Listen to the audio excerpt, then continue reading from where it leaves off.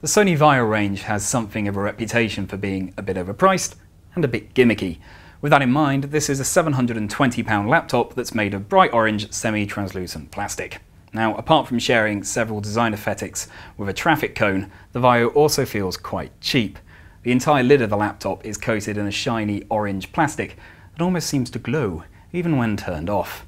The laptop looked and felt cheap, mostly due to the lid being transparent, showing the other bits of plastic that hold the laptop together.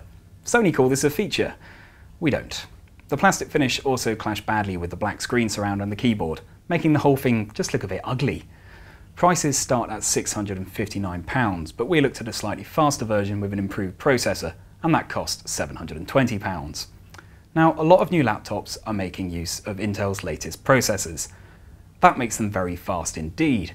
In our video encoding tests, which mimic the task of converting a DVD movie into a file suitable for a portable device like an iPod, the Vaio performs slightly below our expectations. It took 39 minutes to complete this task. Now, by comparison, the slightly cheaper Novatec Nspire took 29 minutes.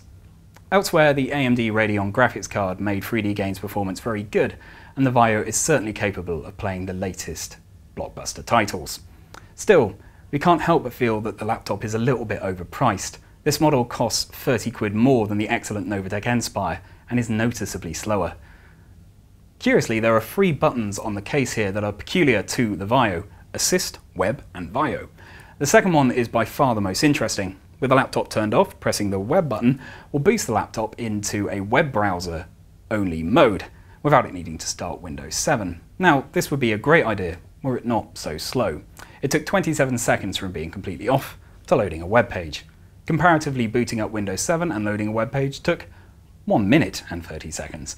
Now, we're not entirely sure of the benefit of that extra minute in our lives. Maybe you can think of one, but we can't. Admittedly, the browser-only mode does work very well, and was fully functioning as a web browser and could even play HD video, which is handy for BBC iPlayer, say. Now, another major gripe is the inclusion of unnecessary software that clutters up the machine and does very little. This is endemic of Sony Vaio laptops. Now, the Vaio software is mostly designed for looking at pictures and videos and listening to music, something that software like iTunes and Windows Media Player both do far better. The result is a dirge of software that's hard to use and in our view not even needed on the machine. Sony's insistence on keeping this software in its laptop simply makes them feel cluttered and clunky. It's just not needed. For a laptop that costs £720, the Vaio performs below what we'd expect.